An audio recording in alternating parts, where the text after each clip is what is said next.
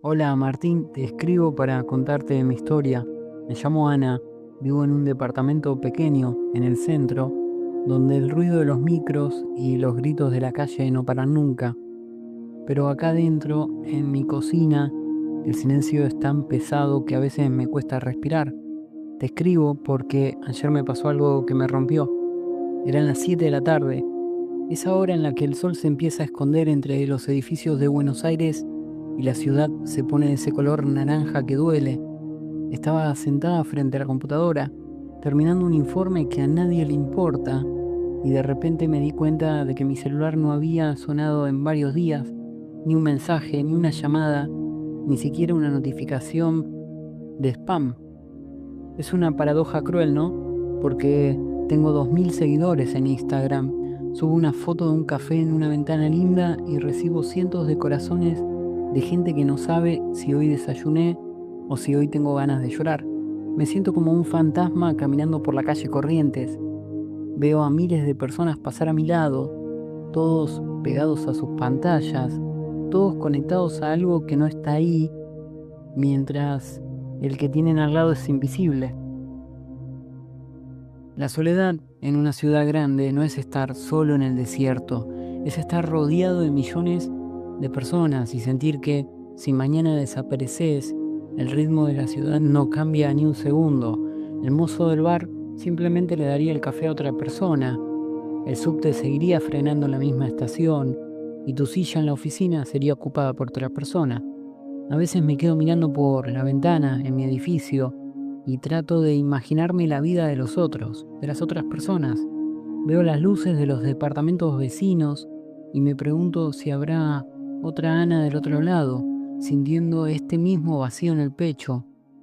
¿Cuándo dejamos de mirarnos a los ojos?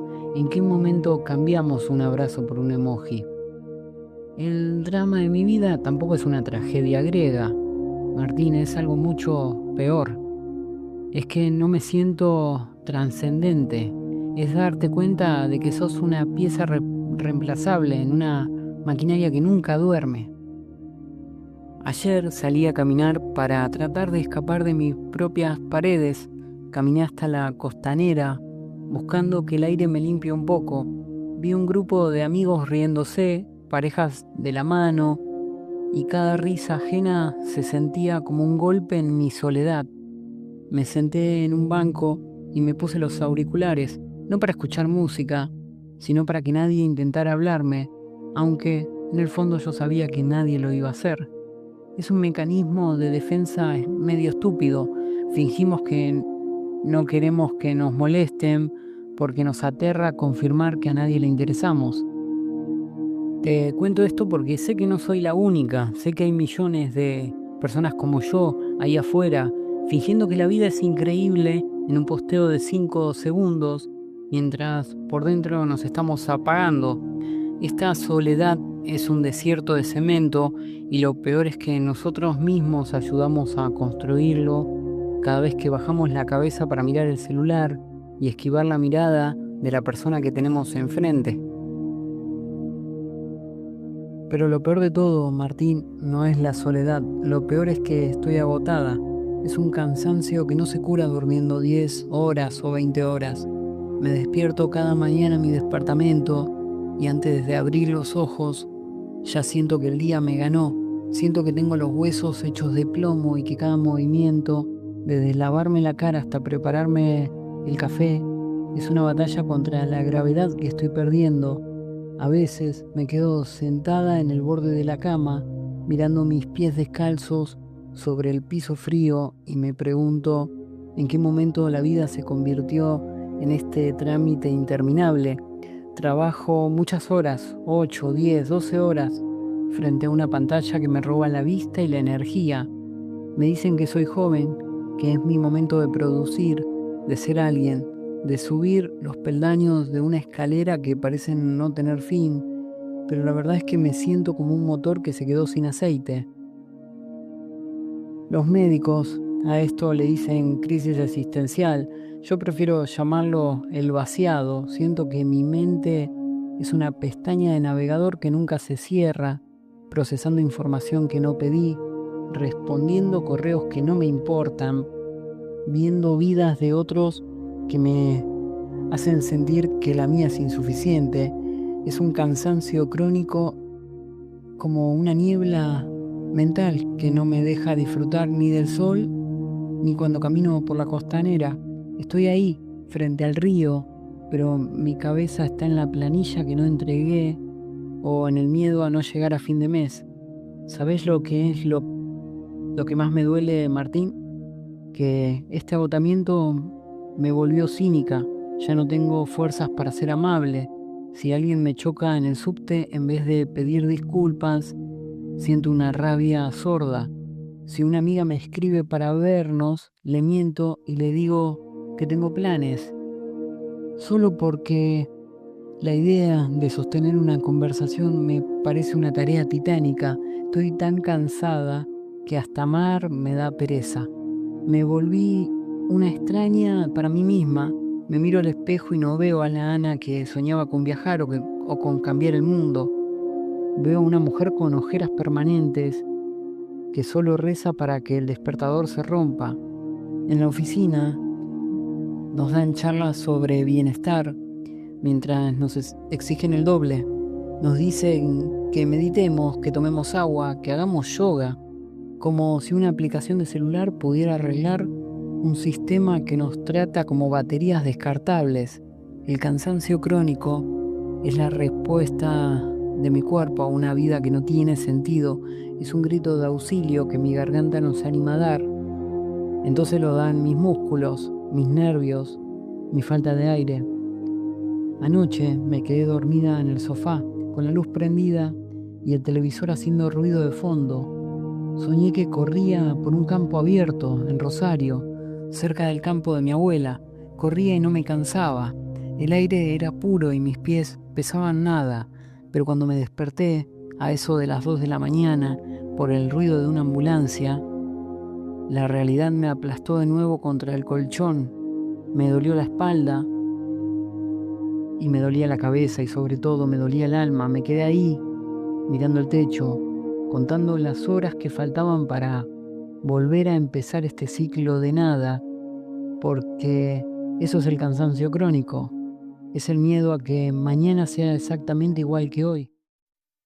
Pero Martín, no te escribo para llorar sobre mis cenizas, te escribo porque el martes pasado, cuando pensaba que ya no tenía más combustible, el cielo me dio un cachetazo de realidad.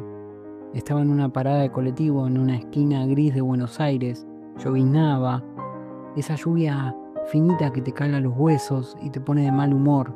Yo estaba ahí, encorvada bajo mi paraguas, mirando el piso, sintiendo que el peso de mi mochila era el peso de toda mi vida fracasada.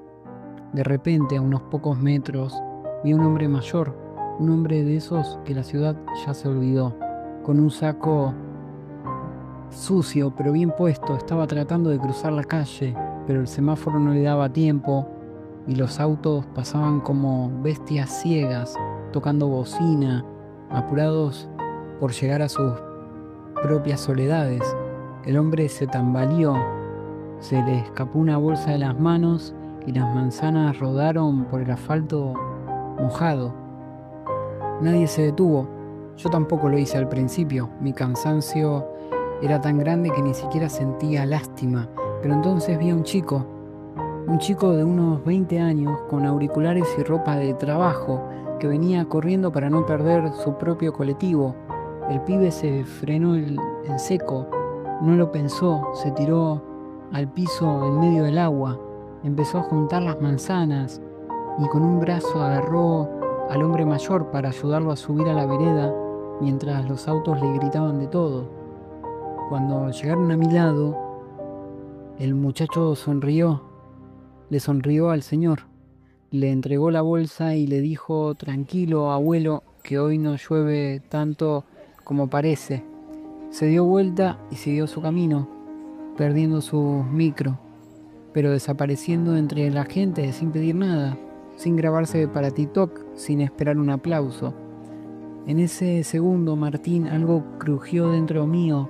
Fue como si un rayo de sol rompiera la niebla mental que te conté antes.